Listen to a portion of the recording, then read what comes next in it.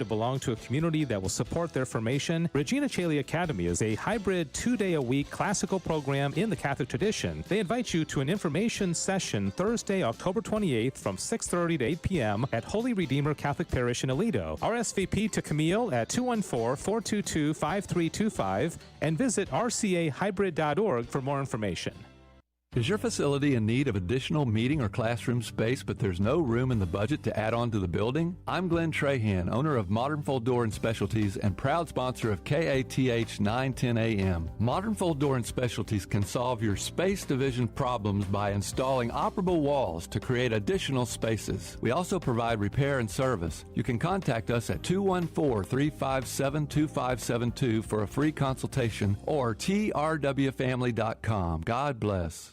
St. Paul Catholic Parish in Richardson invites all KTH 910 AM listeners to its 2021 Fall Parish Festival called St. Paula Palooza. It takes place on the weekend of Saturday, October 30th, beginning at 3 p.m. through Sunday, October 31st. Come and enjoy live entertainment, games, a chili cook-off, a haunted house, face painting, carnival events, and a petting zoo, and, of course, great food and drinks. For more information, call the parish office at 972-235-6105.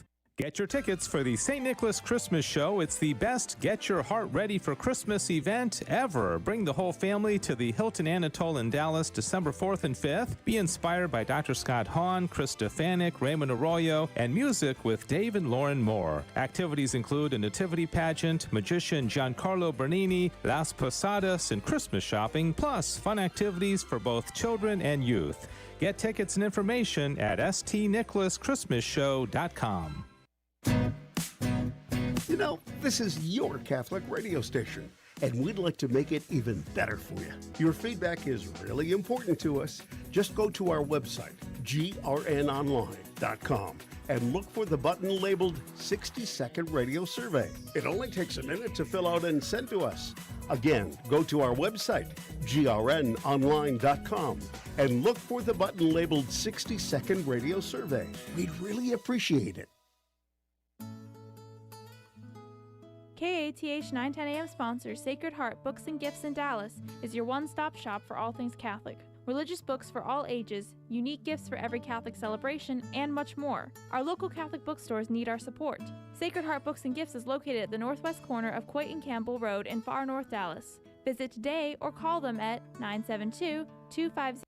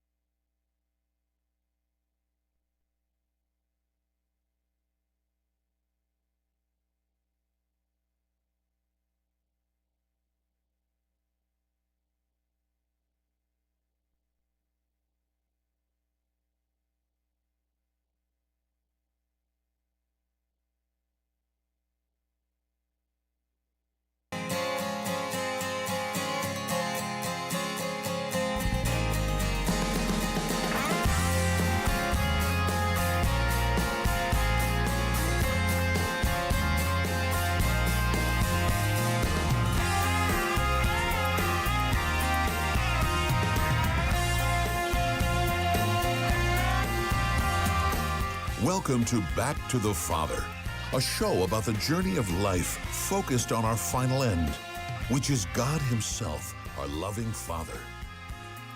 And now, here's your host, Dave Palmer. And welcome to this week's edition of Back to the Father here on all the Guadalupe Radio Network social media sites. We're glad that you're with us. And we had so much fun last week talking about the monarchy, had a lot of participation, some phone calls, and a lot of people active on social media that we decided let's do it again.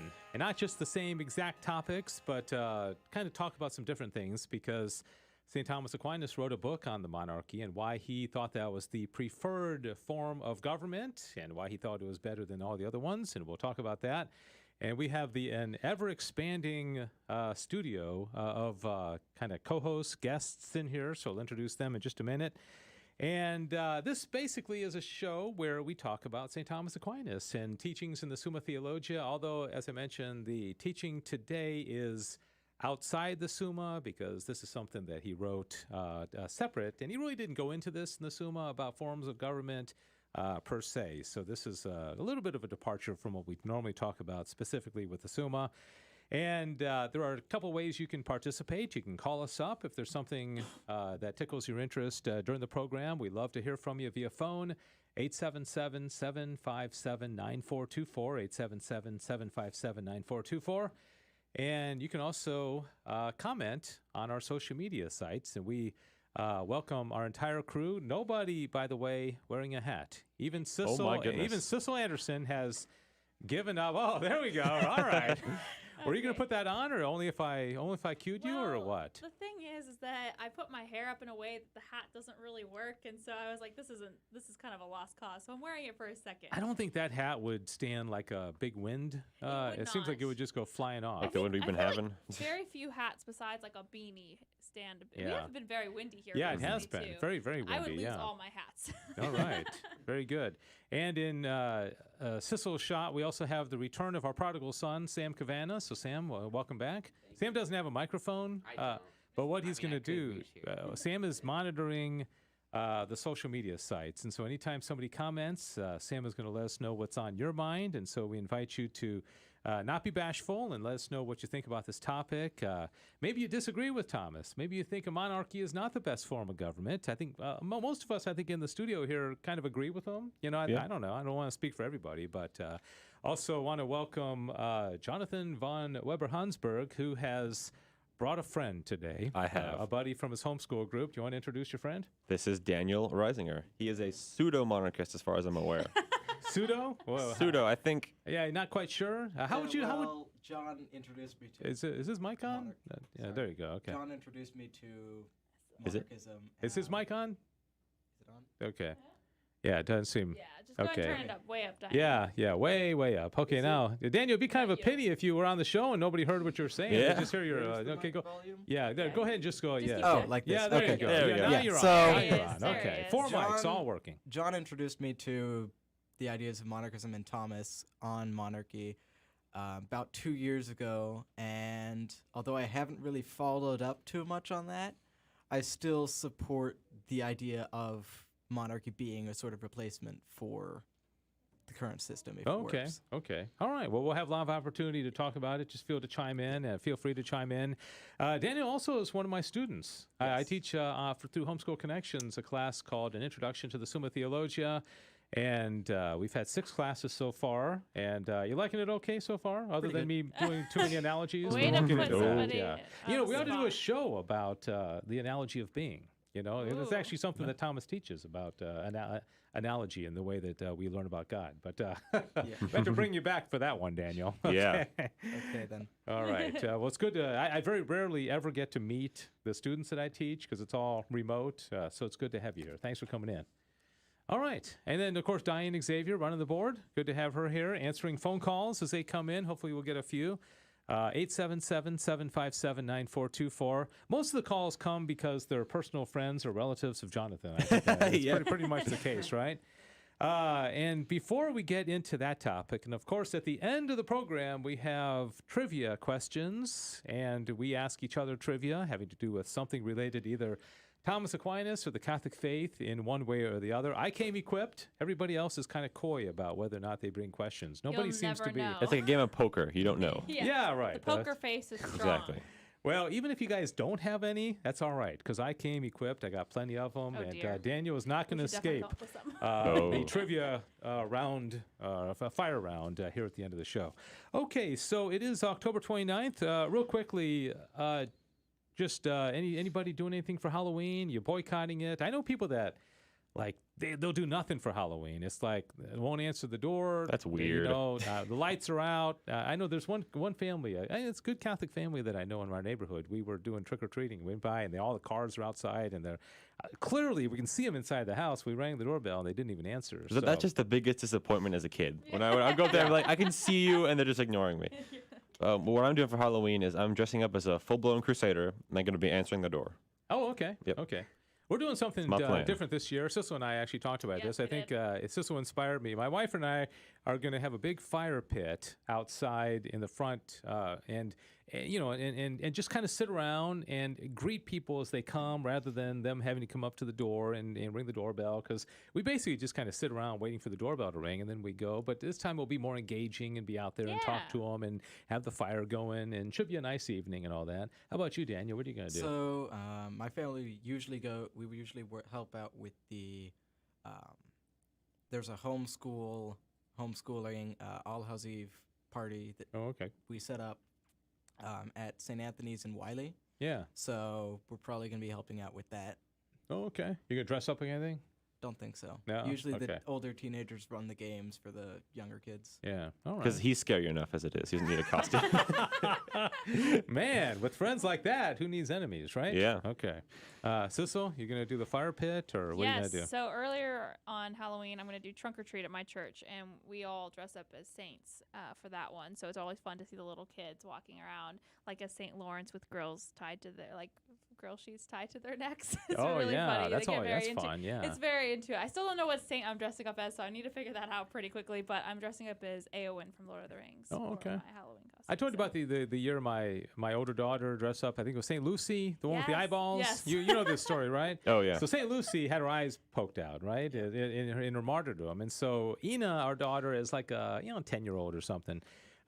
Dressed up like Lucy, and she had a little plate with eyeballs on it. And so she goes around the neighborhood and ringing doorbells and all that. Everybody answers. And when she got finished, I said, "How many people asked you about the eyeballs, the plate of eyeballs? What it meant?" Nobody. I was like, I mean, come on. I always ask everybody. Hey, who are you? What are you dressed up I know, like? me I'm getting too. a little sense Most of curiosity. Of the time I don't understand what they dressed up as, but it's okay. Yeah, sometimes I don't want to know. It's yeah. kind of creepy. By the way, I just want to clarify that Sam is standing of his own accord. We do have a chair for him. We're not tormenting Sam. He's just Oh, okay. in case Okay. anyone's like, "Man, Sam disappeared for a few weeks and he comes back." You can stand if you want. Yeah, he's not being disciplined. He's not being disciplined. He does have a chair. Oh, okay. Yeah. So Maybe we I'm- should discipline him, though. That might be good. I'm glad you cleared that up. Okay, so as far as away a day, let me first of all start off with a prayer. Prayer to St. Thomas Aquinas and the Father, Son, the Holy Spirit. Amen. Everybody take off your hats. Okay, nobody has hats on. Okay, never mind. Wow. Father of wisdom, you inspired St. Thomas Aquinas with an ardent desire for holiness and study of sacred doctrine.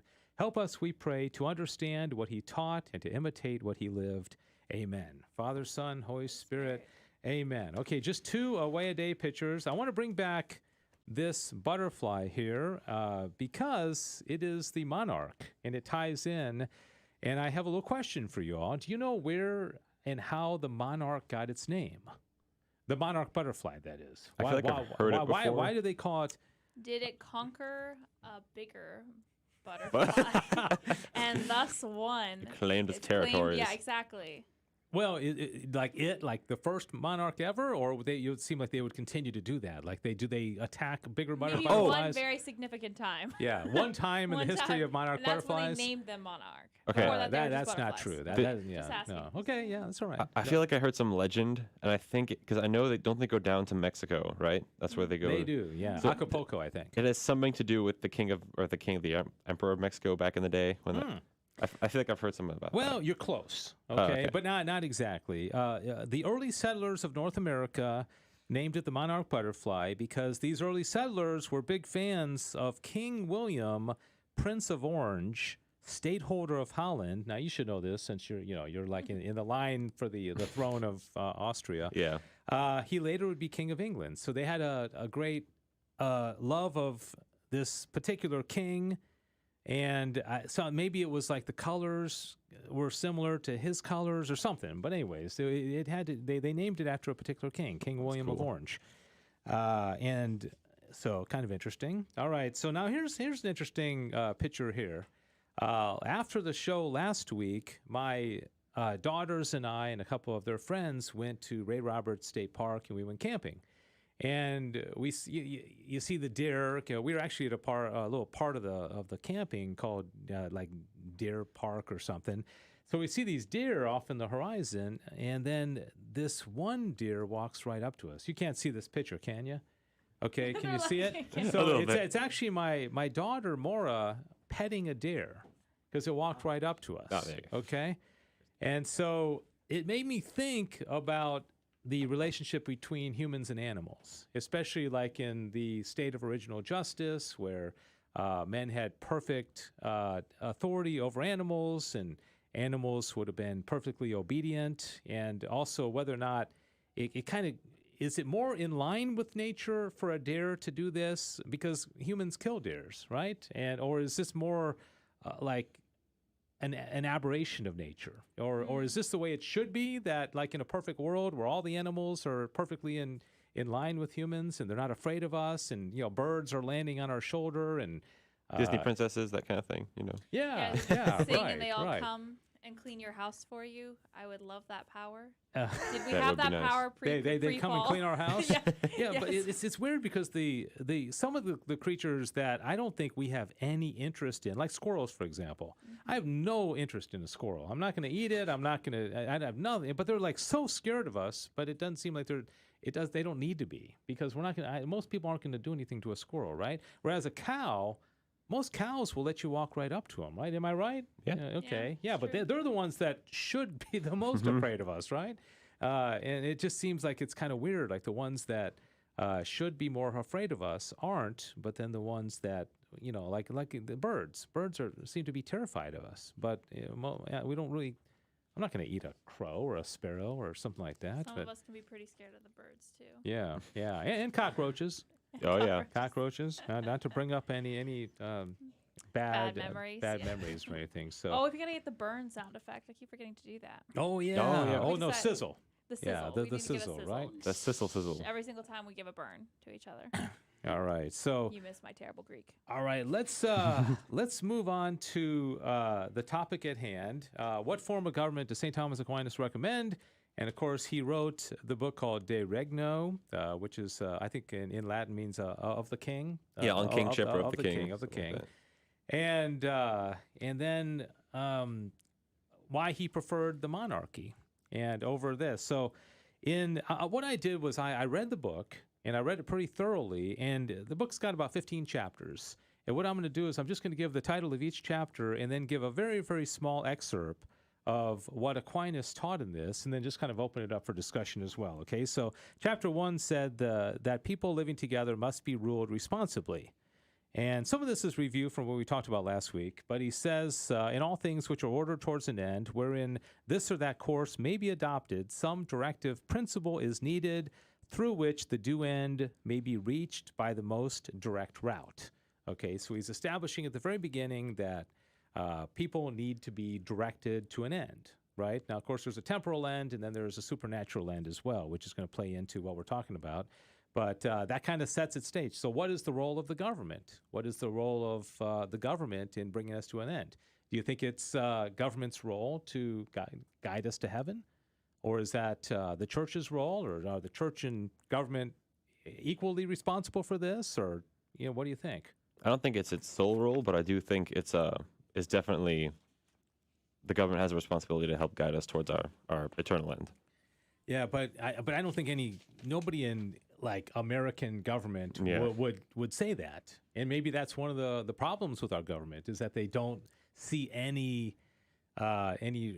role in guiding us to our real end, as just helping us to get There's food no on the real table. end understood except for peaceful interaction between other people.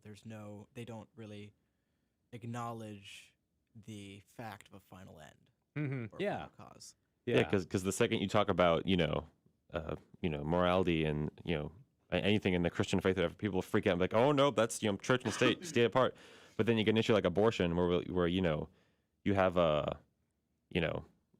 course there can be secular reasons, but a religious or supernatural reason to protect this child's life, and of course you need that in the government, and the government has to be able to help us with these moral issues like that. Mm-hmm. Yeah.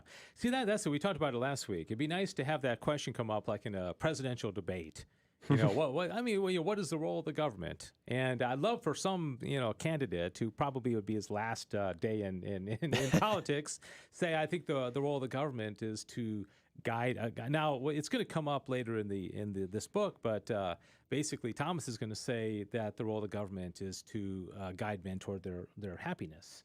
right? Because that's what all men desire. That's what Aristotle said. All men desire to be happy, right? So government should assist in us being happy. And like to Daniel's point, that part of the happiness is to be at peace, not to be having conquering armies coming and defeating you, and also to have food and education. And so there's a lot of temporal ways of achieving some element of happiness as well, right? All right. So if you're listening out there and you want to comment, Sam is busily looking and monitoring the social media platforms. We'd love to get calls or comments from you. You also can call in 877-757-9424.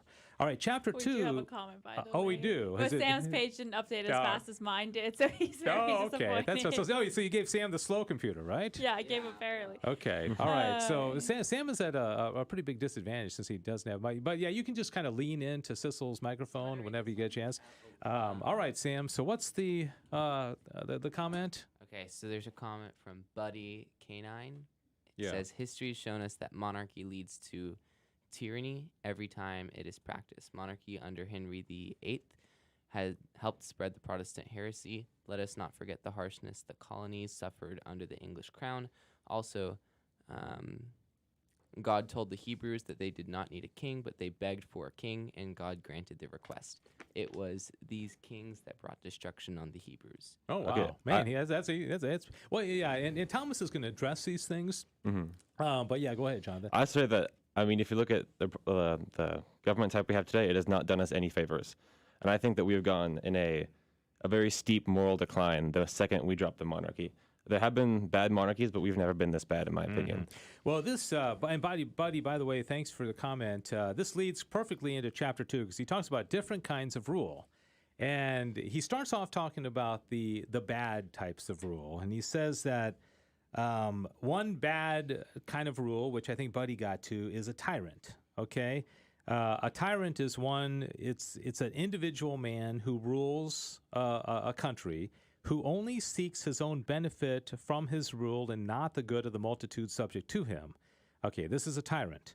The other bad kind is when, rather than one person ruling badly, you have a small group of people ruling badly, and that's an oligarchy.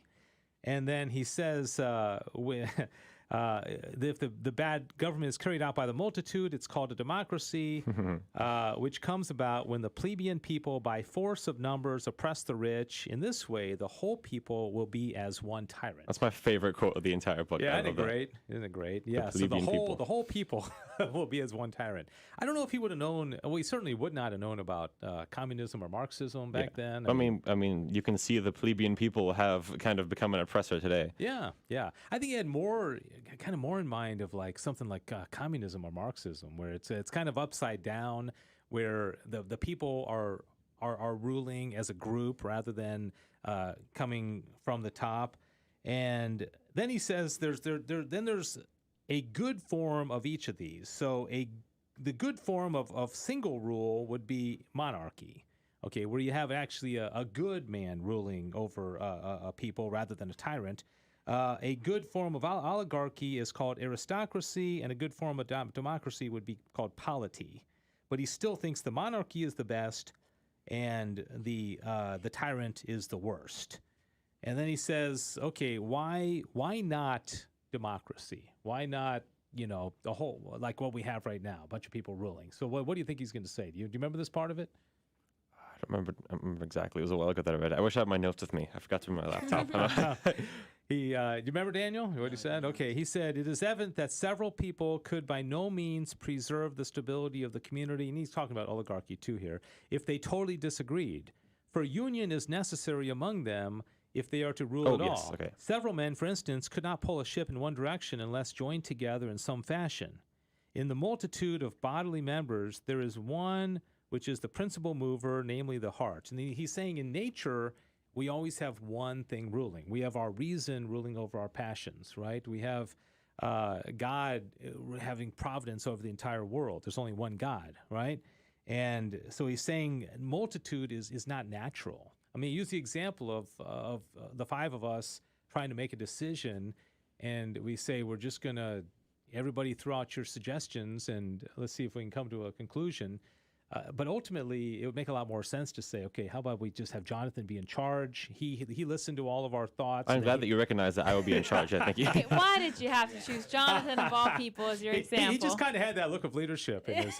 He's got a certain soberness, you know. Oh dear. I don't know. But I think I said this last time, but I think that any form of widespread democracy is just begging for a civil war, pretty much. I mean, it's just you put the people at each other's throats essentially, and then just sort of be like, okay, good, have at it. I mean, we had a civil war that was kind of that stemmed from that issue, and then now, I mean, tensions in the U.S. have never been higher since the Civil War again. And it's like, when we're divided into these two factions of, Republican, Democrat, and we just viciously hate each other. Yeah. And it's, we're fighting over who gets to control the country, and it's a terrible, terrible idea. It really is. And even in the separation of powers, you've got the judicial branch, which, kind of goes one direction, and do they have too much power? Do they have too little power? And then you got the legislative branch, then you got the presidency.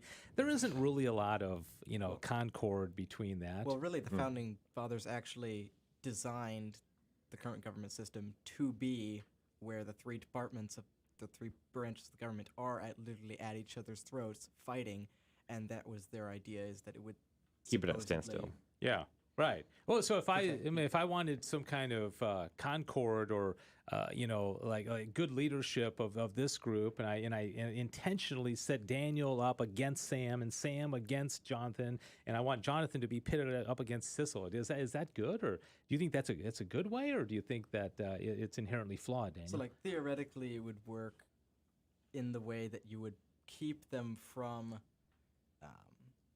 directing their attention against the populace, the people, except the problem is that eventually you're going to reach a point where one or more of them are united, and they actually direct their attention on the people. And then all hell breaks loose. Yeah, then you sort of defeat the purpose of them all three fighting against each other if they're all working together against you. Yeah. Yeah, Buddy commented on Facebook that democracy is two wolves and a lamb voting what's for dinner. Which I thought was Man, he brought his A game today, didn't he? All right. Thank you, Buddy. Appreciate your program. And your program, your comments. You appreciate our program. We appreciate your comments. All right. And if you want to call in, 877-757-9424. Interesting, in Chapter 3, he's talking about some of the things that a tyrant does. And listen to this quote from Aquinas and tell me if it doesn't maybe ring true with some of the things that are going on today in our culture. He says, "Wherefore they sow discords among the people and forbid anything that furthers society and cooperation among men, such as marriage, company at table, and anything of like character, through which familiarity and confidence are engendered among men. They moreover strive to prevent their subjects from becoming powerful and rich, since suspecting these to be wicked as themselves, they fear their power and wealth." Okay, so they want to squash, the success. They want to squash wealth. They want to discourage marriage. They want to discourage familiarity at table. I was thinking about all the social distancing and everybody stay apart and all that kind of stuff of the last couple of years. I never thought that was good for people. So, anyways, any thoughts on that? Any comments? So another thing to sort of add is you've seen a lot of decline in, say, marriage rates and stuff, and a bunch of other things that Aquinas specifically stated in that even today in a republican system, it just sort of causes the same effects or similar effects. Mm-hmm. Yeah. All right. This chapter 7, I'll zip to that. He says, how provision might be made that a king may not fall into tyranny. Now, Buddy gave some examples of monarchs that were bad, that basically ended up as tyrants. But in Aquinas's opinion, the monarchy can be good, but it requires that it be a good man, right? That it be one person who's, and how do we make that? He said, first, it is necessary that the man who is raised up to be a king by those whom it concerns should be of such a condition that it is improbable that he should become a tyrant. Now, this part is really interesting. It says, but to deserve to secure this benefit from God, meaning a good monarch, the people must desist from sin. For it is by divine permission that wicked men receive power to rule as a punishment for sin, as the Lord said in the prophet Hosea, I will give you a king in my wrath. And in Job says, makes a man that is a hypocrite to reign over for the sins of the people. Sin must therefore be done away with in order that the scourge of tyrants may cease. Yeah, he also later said, I don't know if it's in this book or not, but he said that lack of faith in the hereditary principle is lack of faith in divine providence. Oh, really? Yeah. Wow. He just flat out just said that, yeah. Aquinas said that. Mm-hmm. Okay, so the hereditary nature of monarchy is good, Yeah. right? And if we lose faith in that, That's just one argument, but yeah, that was interesting. Essentially, it's he was making the argument that a democracy is based on pride, essentially, in which we're trying to control everything ourselves and micromanage it, whereas in trying to take care of things that are really just bigger than us and that we have no rights or responsibility to be able to take care of. So instead, we put our faith in God to help guide the king to the right choice, because he won't it's just basic faith in God that he's going to take care of you. Mm-hmm. In that sense. Interesting. There's also a comment. All right, Sam. Yeah. Is it Buddy again? It is Buddy. Oh, Buddy. So he said, this country is a republic, not a democracy.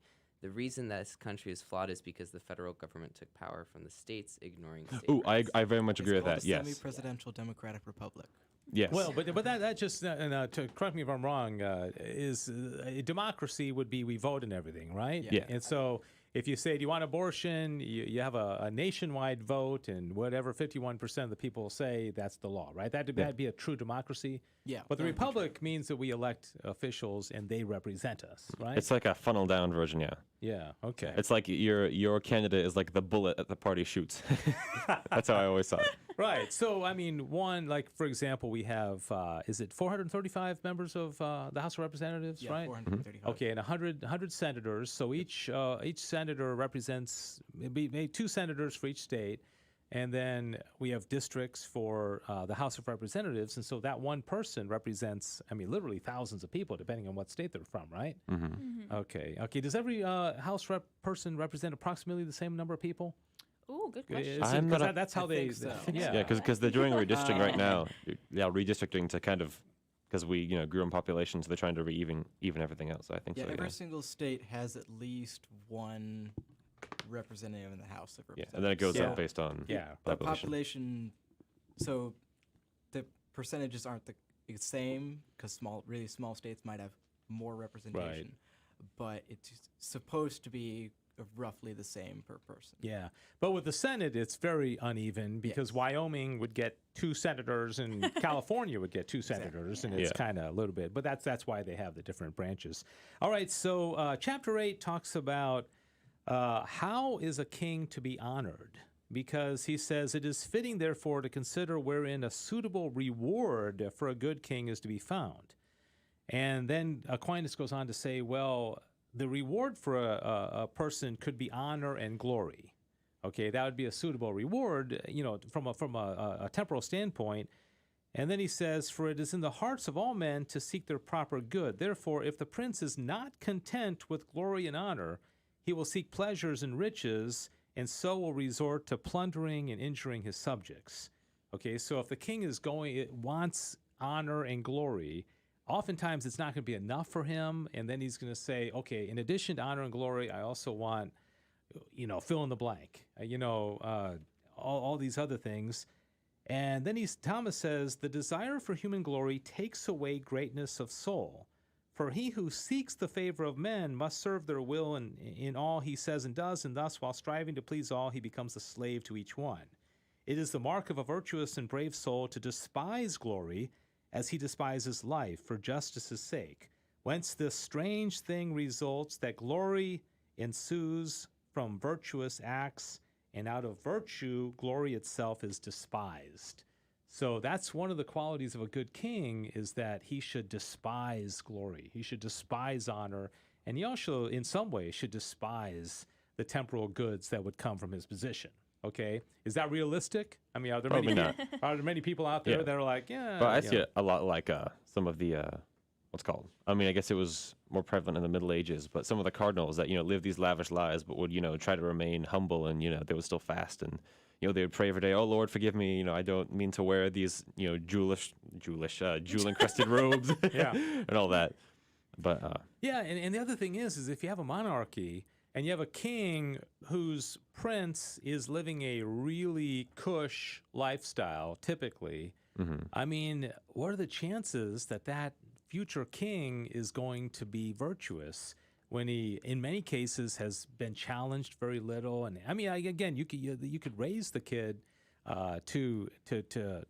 it seems like the odds would be against this kind of person, which almost seems it's a rare person that does not desire honor, does not desire glory, and but then Thomas goes on to say, what this kind of person ideally would be. Okay, so any other comments? Not yet, I don't believe. Do we can call Buddy out for more comments since he seems to be the guy that's doing most of it? I don't know. He's great as far as yeah. All right, Buddy. We want love to hear from you. Anybody else that's out there? We know you're out there. Okay, so comment 877-757-9424 is the phone number, or you can also comment through social media, and Sam will quickly let us know when somebody has commented and let us know what you said. So, chapter 9, the king should look to God for adequate reward. Therefore, since worldly honor and human glory is not a sufficient reward for royal cares, it remains to inquire what sort of reward is sufficient.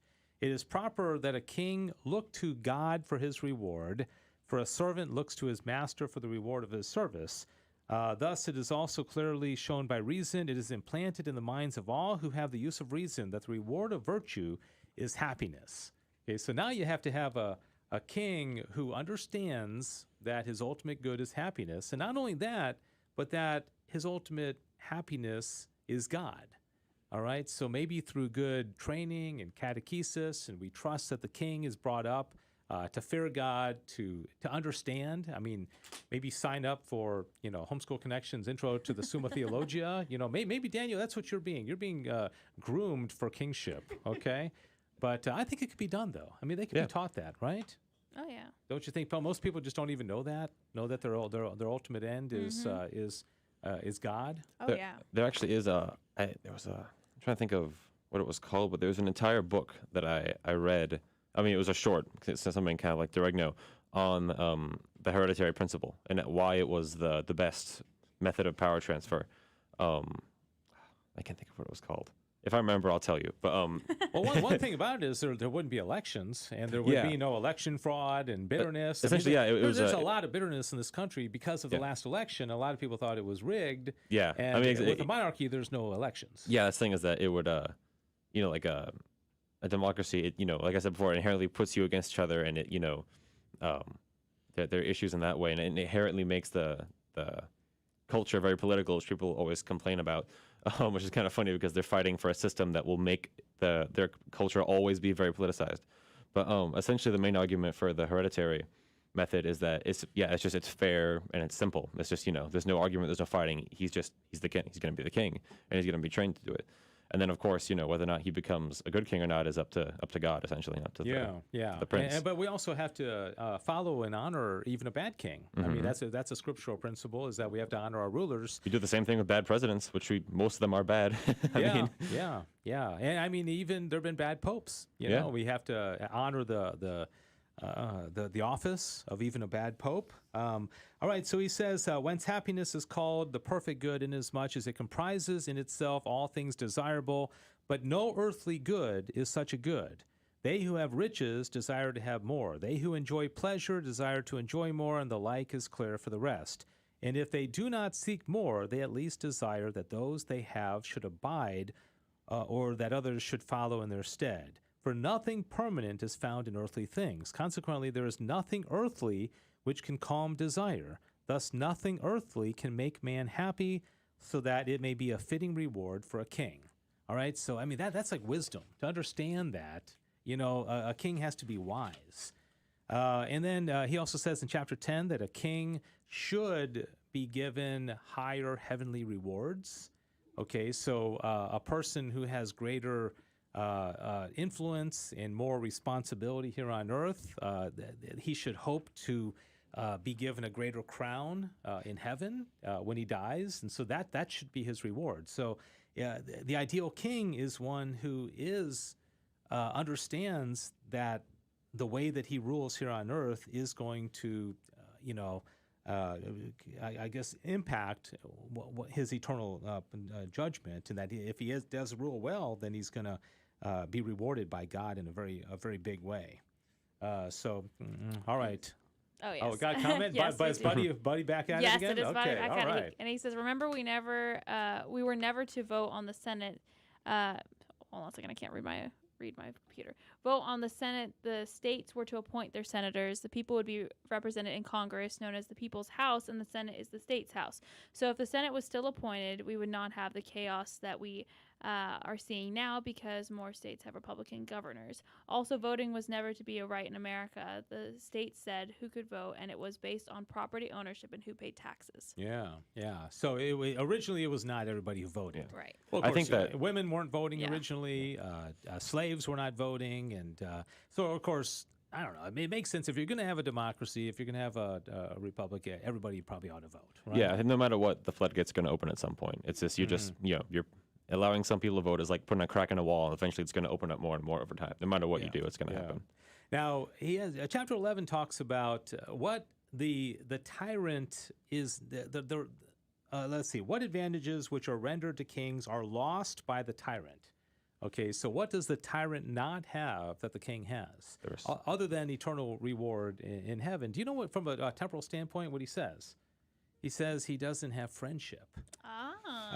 He says, among all worldly things, there is nothing which seems worthy to be preferred to friendship.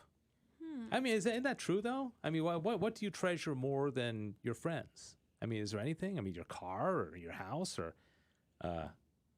I mean, aren't our friends the most important thing we have? Yeah, I mean, our relatives. Certainly should be, yeah. Yeah, Certainly right. should be, yeah. I was going to say, I mean, if you like your car more than your friend, then there's probably a problem there, right? We got some issues there. No, definitely. Friendship unites good men and preserves and promotes virtue. Yet, although tyrants desire this very benefit of friendship, they cannot obtain it. For when they seek their own good instead of the common good, there is little or no communion between them and their subjects. Now, all friendship is concluded upon the basis of something common among those who are to be friends. The government of tyrants, on the other hand, cannot last long because it is hateful to the multitude, and what is against the wishes of the multitude cannot be long preserved. Okay, so you're not going to have any friendship, which is interesting because have y'all studied Machiavelli, like the Prince by Machiavelli? And he says the exact opposite. He says it is better to be feared than loved if you're a ruler. That's kind of disturbing. Or if you're Michael Scott, you want people to be afraid of how much they love you. Yes. Yeah. If anyone out there gets that, I don't get it. I got the reference. Okay. It's an Office You reference. homeschool nerds, come on. The Office, that's pop culture. Yeah. Oh, okay. Normally we don't know those things. I thought that was some character from Lord of the Rings or something. No, we can get there. We could. Believe me, this whole time I've been like, we should make comparisons of, how King Aragorn ruled. No, nobody in Lord of the Rings called Michael Scott. I'm guessing. No. Yeah, that doesn't seem very Lord of the Ring-ish. All right, so we're getting down to our last few chapters here. Let's see. Okay, listen to this. Chapter 13, the duties of a king. Therefore, let the king recognize that such is the office which he undertakes, namely that he is to be in the kingdom what the soul is in the body, and what God is in the world. If he reflects seriously upon this, a zeal for justice will be enkindled in him when he contemplates that he has been appointed to this position in place of God, to exercise judgment in his kingdom. Further, he will acquire the gentleness of clemency and mildness when he considers as his own members those individuals who are subject to his rule. Imagine that, a president of the United States say, I consider myself basically as God is to the world. I mean, I am to my country as God is to the world, or as the soul is to the body. That wouldn't go over too well. Yeah. No. I mean, don't think it was so. Charles Colomb in his book Star Spangled Crown, which is a fantastic book. You should all read it.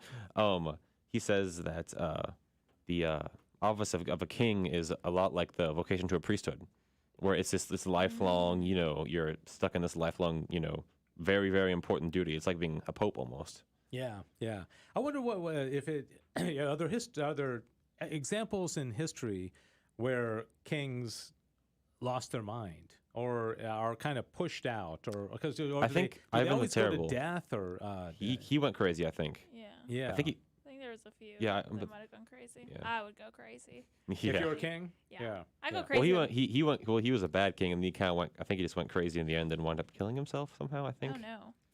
Yeah, he was pretty crazy. But one thing I do want to point out is that when on the topic of tyrants, I have a lot to say about this, but I'm gonna try to keep it short. But thing is that when you look back in history, you're only gonna be able to really pick out a handful of tyrants. If I mean, I can think of maybe 5 off the top of my head. If you really scrutinize, you're gonna find some more. But generally, the really bad ones, you're probably gonna think Ivan the Terrible, King John, Henry VIII. I can't. Nero. Yeah, some bad kings. But the thing is that and they're the ones people remember because you don't remember the good ones necessarily. Exactly, yeah, I Because mean- because they've kept peace in their country, and peace doesn't make the news, Mhm. right? And also, it's important to remember that those kings were more primitive kings as well. They're in monarchs, much more unrestricted monarchies, in which there was no constitution usually, or nothing to bind them and keep them in check. And also, they lived in a much more primitive society. Which today, if Biden said, "Okay, I'm going to start executing people by the masses to steal their gold," that's not going to go very well with the international community. So I think it is important to look back and see, okay, I can think of 5 really, really bad monarchs. Any other bad monarchs just really didn't do anything and just kind of neglected their authority.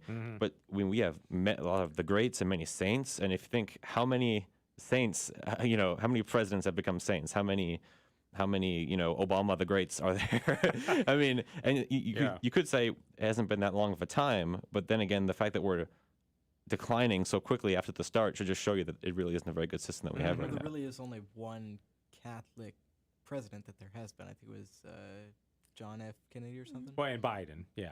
Yeah, Well, Catholic. technically. Yeah, right. I mean, yeah, baptized Catholics. There's only been 2. Yeah. Yeah. That's a whole nother Can of worms, yeah. But all right, so the connection between the king and the church is very, very much intertwined, according to St. Thomas Aquinas. He says, consequently, government of this kind pertains to that king who is not only a man, but also God, namely our Lord Jesus Christ, who by making men sons of God brought them to the glory of heaven. Then this is the government which has been delivered to him and shall not be destroyed, on account of which he is called in Holy Writ, not priest only, but king. And then he quotes Jeremiah. Hence a royal priesthood is derived from him, and what is more, all those who believe in Christ, insofar as they're his members, are called kings and priests. And so he definitely would think that the king, even a temporal king, would be underneath, obviously, Jesus Christ, but also underneath the Pope. So the Pope would have jurisdiction and rule over the king. That's why there was the conflict between like Henry VIII and the Pope, right? And that kind of thing. One last quote. I think this is kind of the summary statement in regard to monarchy and kingship. He said, therefore, since the beatitude of heaven is the end of that virtuous life which we live at present, it pertains to the king's office to promote the good life of the multitude in such a way as to make it suitable for the attainment of heavenly happiness. That is to say, he should command those things which lead to the happiness of heaven and, as far as possible, forbid the contrary. I mean, that's it. I mean, Wow. So the king has got to be, first of all, interested in his subjects' eternal salvation. And that never comes up, really, in our government. No, The government, in fact, it's very much Against it. yeah, very. I mean, so that they're As far away from that as possible, yeah. and so I mean, there lies the problem with our government is that our government officials are not even allowed. When you think about Yeah, it, it's very much an alien idea in our culture today that we actually have this final end, and it's the government's duty to actually go for that. It's a much lesser, let's try and keep interactions between other people peaceful and create a somewhat orderly society, as opposed to reaching the final cause, yeah, or final end. yeah, that's very well said. It's kind of like the problem with public schools is that public schools can teach but they are not really allowed to lead you, connect education with the final end. Exactly. You know, it's a kind of by rule, they're not allowed to mention God.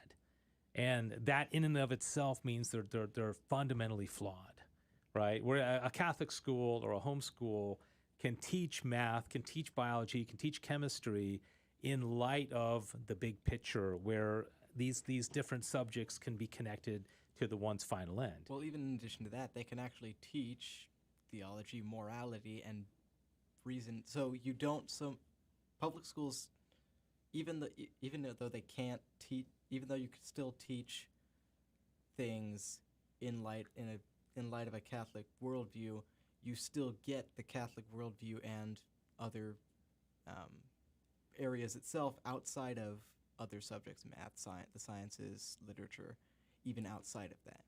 You can still get that through Catholic schools and homeschooling, most especially. Yeah. And what do they say, like in polite conversation, don't talk about religion and politics? So even in our like social intercourse, the rule is break the fundamental rule. And that, you know, I mean, think about it, is that, you know, don't talk to people about religion. Don't talk to people. Don't bring up God. That's you know, that's divisive. That's the one rule that it should be the rule. Like in everything you do, refer to God. Yeah. You know, and so I think our culture, our government, our education is all fundamentally flawed because there's no connection between what we do and our final end. We're not made to just ignore all divisive subjects and just what would it be, tolerate people. We were not made to just tolerate everyone. Yeah. We're actually made to have discourse and eventually agree on something. Yeah, and a monarch would help that. Yeah, I think that our society, it reminds me a bit of Bradbury's Fahrenheit 451, which Dan and I read recently for literature class, in which people in the society just kind of try to forget about the important things, like, you know, like anything with politics or religion, and just focus only on what's happy, and, you know, only talk about that and do those things. And they just kind of live in this denial, and then eventually they just die this horrible, pathetic life. That's what it's about? Well, that's just a theme, yeah. Sort of the state of society is. Yeah, it's very similar to today. Yeah. I think we actually have figured out what's wrong with our culture during this hour. Show is over. We're done. Boom, you're welcome. What We did more it. can we do? We're done. So that's the Show last. canceled. That's the last That's all you show. do. We peaked. can't We've do anything peaked. else. We can't do anything else. I do have another question from Buddy on Okay, social all media. right. He says he's asking how St. Thomas would defend the monarchy when the wisest King Solomon failed. How can a normal person be king when King Solomon was granted wisdom from God and still failed? I would like to say, how can you defend a Republican system when it produced what's called, say Biden, but it's true, Biden, Hitler and Stalin, and these systems, they produced the worst people in all of history. I mean, that's just kind of fact. I mean.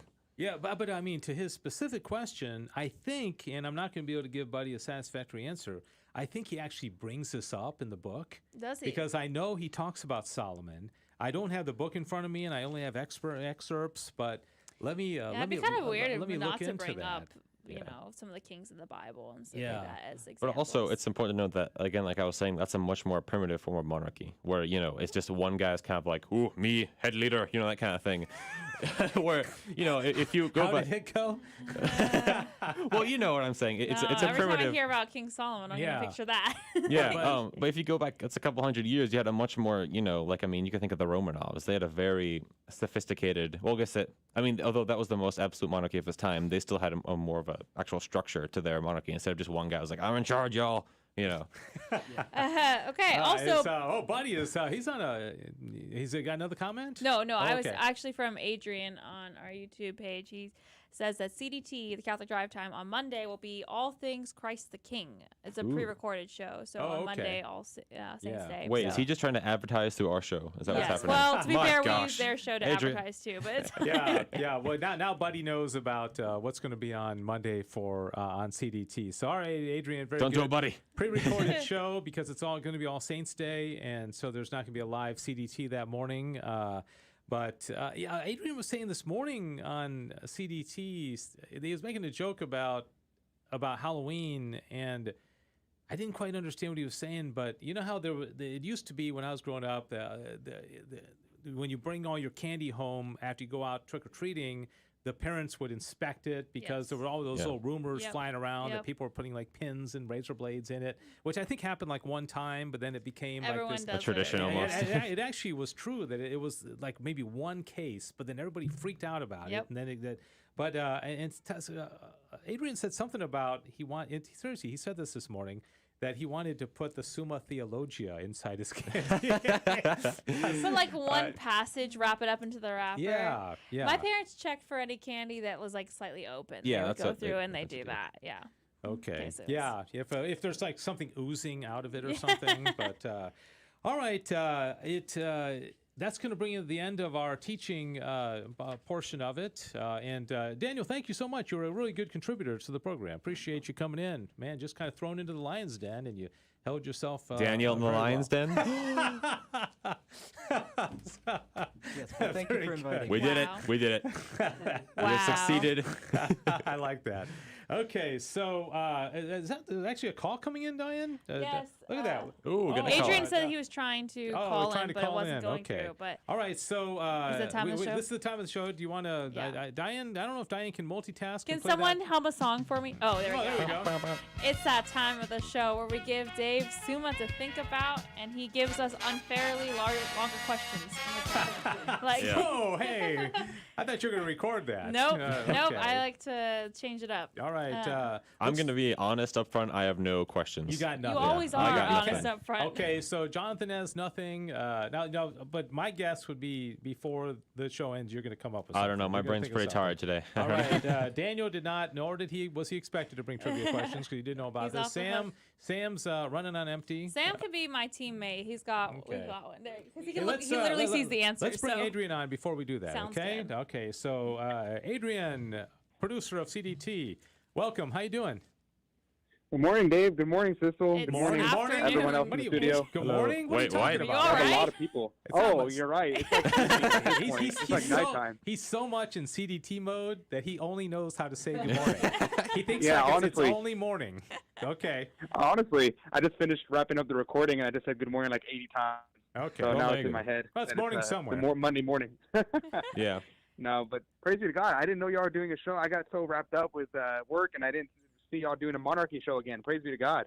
Yeah, we do it every Yeah. Friday. No, Yeah. just monarchy. Just forever. Yeah. Actually, we determined we've solved all the world's problems, so the show is actually canceled now. Oh, awesome. Praise be to God. There we go. Good problem to have. So No, we did. Did you get to hear some of the conversation, Adrian? I just tuned in about 15 minutes ago, so I got the last bit of it, and I was like, I heard you talking about my my candy joke, Yeah. and I heard about and also just to let y'all know, Feast of Christ the King is this Sunday in the traditional Mass. Oh yeah. And so I was talking about that for Monday. I'm gonna be talking about that a little bit because we're talking about monarchy and Christ is King. Christ, Yeah. and He is not just King over our hearts, not just King over our wills, but also He is King. Sovereign over society. And you talked about education system, and I was reading the encyclical Quas Primas to the audience, and in it, he's very clear, Pius XI is, that even the education system has to be subject to Christ the King, and the morals of Christ the King have to be taught. Yeah. And that's why it's fundamentally flawed. I mean, the public school system is fundamentally flawed because it's by rule not allowed to address the children's final end. Amen. Other Amen. than becoming attorneys or doctors or living a good life, whatever that means. When God is taken away from it, it's empty. Absolutely, that's exactly right. And the joke I'm on the Summa Theologiae, yes, I'm saying I should print out USB drives and upload the Summa there you Theologiae. I go. was going to give those out, There we and that go. came from a meme where people were like, "Oh darn it," because they had their pictures of people with razor blades and candies, and people would get out the razor blade and like shove the Summa in it, and it's like, "Oh darn, I found a Summa in my candy bar." Another Summa. It's like Linus in the Rocks. He'll just be like, not another rock. Yeah. But another exactly. Summa. Another Summa. Yeah, but if even one of those kids would actually take that Summa and read it, then it'd be worthwhile. But that's pretty cool. Are you? What do you? I know you guys are talking about Halloween and all that. I loved your guest, by the way, today, talking about the guy about. Charles Braun, the demonic and all that kind of stuff. That was really interesting. What do you do for Halloween, if anything, Adrian, or do you just boycott it altogether? No, see, I wish I could just boycott it altogether. I'm not that holy, unfortunately. But for this year, what I'm doing is my parish, because it's the Feast of All Saints Day is on Monday, and it's also Feast of Christ the King. We're having a lot of liturgies, so we're going to be doing that. I'm going to be emceeing. They're having a All Saints Day parade where the kids are going to be dressed up as saints. They're going to be doing parading through, so I'm going to emcee that event for them. So praise be to God for that. And then we're going to have cornhole tournaments and basically just have a little festival at the church. And then after that, I'm going to go and we're going to have the vigil for the All Saints Day. Praise be to God. All right. Sounds like a very holy set of activities. So awesome for that. Very good. Hey man, well thanks for calling in. Good to hear from you. And I enjoy the show every morning. I listen in every morning. Praise be to God. Thank you very much. And I can't wait to hear what questions they have for you. You want to hang on, or do you want me to hang you up? We could use your help. Up to you. Okay. Well, I'll tell you what. I'm going to go ahead and include you on it, okay? Because since I think Sissel, you've got nothing, right? I no, you do have something. questions. Oh, Thank you very much. Okay. I do my homework. All right. So I'm going to ask each one of you a question, including Adrian, okay? And then the ones who get their question right get a final bonus round there at the end, okay? So I'll start off with, Daniel gets the easy one, okay? Daniel's first. You ready, Daniel? Sure. Okay, blank was invented so Catholics could eat at McDonald's on Fridays. What was invented so Catholics could Daniel, eat at McDonald's? I don't go to McDonald's. So No! Come on. So you don't. Okay, so you're. My guess would be something like a fish sandwich or something. But the filet of fish sandwich. All right. Okay. So Daniel has made it into the lightning round at the end. Okay, congratulations, Daniel. Okay, this is a hard one, so I'm going to ask Sissel this one. Oh, okay. Thank you. I am very humble, so it'll just continue my humility. According to the Catholic Church, what is Jesus's blood type? Oh, I heard of that. Oh, I always forget, but it's the one that's supposed to be compatible with all blood types. But I forgot which that one is. I don't know what. I got it. I think I know what it is. You want to get positive. You want to get a lifeline? Or? Yeah, lifeline. Can I get a lifeline? Adrian's your lifeline. I don't even know my own blood type, so this is like. Oh, okay. Much less Jesus' type. Okay, so. Can anyone lifeline? Okay. AB positive. AB positive. I think there's a positive. You're right. Yes. Wow. Very good. I had the positive part right, so I feel like I got a third of that question. All right. Okay, so now we're at. Let's see, Jonathan, you ready? Okay. Okay. Some Catholics urged Pope Clement VII to ban blank, calling it the devil's beverage. But after tasting the beverage, the Pope is said to have remarked that the drink was so delicious that it would be a sin to let only misbelievers drink it. What was he talking about? I'm assuming it's some kind of alcohol. And Adrian can be your lifeline. Adrian, help me. Is it alcohol? Coffee. Coffee, yes. Coffee. Coffee? That's what Sam was saying. He was saying coffee. Really? What's so bad about coffee? Really? It's not coffee? No. What's your? I'm waiting for his final answer. Oh. What? Okay. You want to trust your lifelines, or you want to go rogue? I guess I'll trust my lifeline. Coffee. All right, he's right. No. Yes, exactly. What's Very evil good. about coffee? Well, that's they thought maybe it just made Because people it was created too by jittery. Muslims. Okay, so now we're on to Sam. Okay, everybody's gotten into the lightning round so far. Sam Blank, the inventor of the printing press, was Catholic, and the first book ever printed was the Catholic Bible. Who is the inventor of the printing press? I have no clue. Who? No clue? No. Okay. You want to check provide your lifeline, or do you want to check with anybody? Sure. Johannes Gutenberg or Man, something like that. Daniel. Wow. Yes. Okay. I was All like, right. again, So with Sam James. limped into the final round. So I think most of us did. Okay. Now, Besides Daniel. Daniel's the only one that. Here is Adrian's question. What was St. Patrick's nationality? Where was he from? Oh, I know this. Oh man, that's hard. That's a good question. Don't go with the easy. Don't go with the I know obvious he's answer. not It's Irish. wrong. He's not Irish. Not Irish. go Where's he from? He is from. I don't know. I'm going to go with Italy. Oh man, you hate to see that happen to a man. Darn. Oof. You didn't even try. Bummer. You didn't even try Daniel as your lifeline. Daniel knows I didn't everything. know that. You don't He didn't know know this that one? was- I think I know. It's I don't either have a lifeline. is it Belgium or France? It's one of those. isn't it? No, Oh. he's British. He's from Britain. Oh. Britain, Roman Britain. Yes, Sort of that's makes Yeah, right. see That's what it, interesting. he would have Yeah. spoken like this. Hello. Oh, like that, mate. Okay, so those who went into the final is round, everybody. Okay, everybody except, Yeah. no, except for Adrian. Oh, Adrian never didn't mind. get Adrian in. didn't make it. Adrian didn't Well, go he's for the line. outcast. Okay, so here's the question. So whoever gets closest wins. Oh boy. How many diocese/archdiocese are there in the United States of America? Ooh, I remember the early beginning of the pandemic. It was Jonathan, I need your answer. 230. Okay, 230 says Jonathan. Daniel. I got asked about this earlier, but I didn't ever managed to look it up. My guess would be 200 or so. 200 for Daniel. Sam. I'll just go 300. 300. Sissel. I'm gonna go low just because 183. 183. Okay. That's probably way Well, too let's low. see who's closest. It's going to be between Daniel and Sissel. It's 194. So Daniel. No. Oh. Man. I was literally 11 off, and how much was he off? He's off by 6. Oh. He said 200. I thought he said over 200. My bad. No, Okay. no. I was so excited for a second. Does that count? How Does that many count the bishops are there in- non-territorial diocese? No, you mean like the ordinary of the Church of St. Peter? No, And the military said diocese? 194 archdiocese and diocese and 1 exarchate, whatever that means. Like Guam or something? Yeah, I don't know. But I don't know if it includes that or not. Interesting. Yeah. So, all Very right. good. So, Sissel, it's your turn. Well, okay. All right. I'm going back to some Bible questions because I really like Oh, to. I like no. to play my Protestant card a lot. And for this one, the first one is I'll ask Dave this one because I think you might have a better chance of getting this. You just insulted everybody else sorry. in the room, by the way. No, I feel like probably all of y'all could. But who is the only female judge of Israel? Deborah. Yay. Okay. Woo. Good Diane. job. Okay. Yeah, you want to make sure you get the clapping. Yeah. Diane. Because I want honor and glory. Yeah, that's what you want. You be bad king.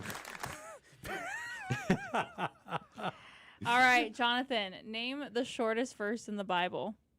I have no Oh, I idea. know. No, this. seriously. Okay. Right, Sam knows it. Oh, Okay. Sam also can see the screen. To be Daniel, fair. maybe we I found. pass. I yield my time. We Oh, found wow. we found Daniel's weak link. I think scripture. My guess would be something like 3 words or so. It's 2 words. Yeah, it's 2 words, and it's a very specific one. Yeah. Adrian, do you know? Jesus wept. Yes. Yeah. All right. Oh, Yes. I've heard about that. John Yeah. chapter 11, verse 35, by the way. Yeah. Oh, just Wow, keep the it crowd- going. the The crowd crowd goes goes wild. wild, on and on and on. Hold on, I lost my other How many question. do you have? Do you have one for I everybody? mean, I have like a list of like 40, so Oh, I'm okay. just Oh my choosing the goodness. best ones of Okay, those. okay. Oh, okay. I'm going to ask this one to Adrian. What are the 4? Uh-oh. Sorry. What are the 4 rivers listed as flowing out of Eden? Ooh. I know. Oh my goodness, that is This cruel That's a rough question. I'm one. sorry. that has Anyone got to know? be the hard question. I know 2 of them. Okay, yeah, 2 of them are pretty easy. Dave, I'm gonna. Euphrates? Well, you're really lowering the. I mean, any honor and glory I'm gonna get out of Sorry. this has just been Yeah, squashed. okay, he got one of them. The Euphrates. Yeah. Styx. River Styx. Mm-mm. No. Okay. Never mind. That's the Greek mythology. Yeah. Oh, okay. Wrong religion, Dan. Oh, God. I mean, Dave. No, wait. Euphrates. There's 3 of them. There's 4. There's 4.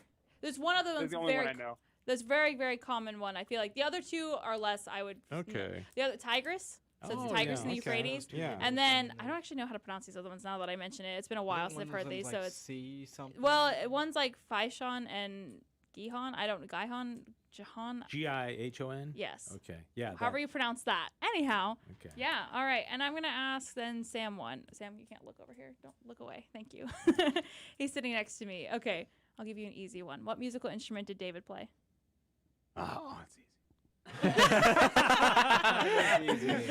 Well, the harp came to mind immediately. Go with it. Is it the harp? Yes. Or the lyre, you know. Lyre and the harp, the same Lyre. thing. I don't Hey, don't call him a liar. He called him a Hey, don't harp on that, will you? Oh, That's it's a good one.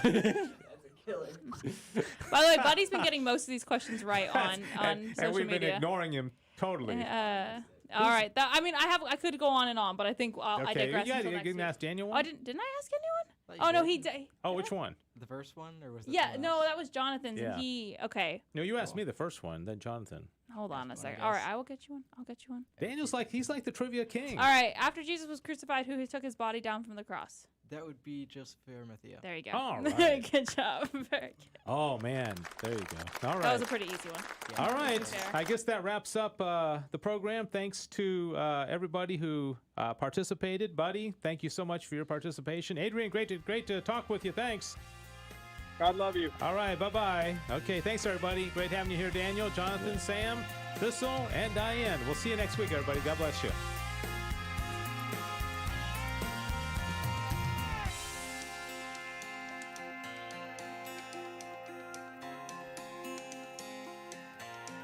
Thanks for joining us for Back to the Father. And don't forget, the glory of God is the human person fully alive. If you have comments about the show, email Dave Palmer at grnonline.com.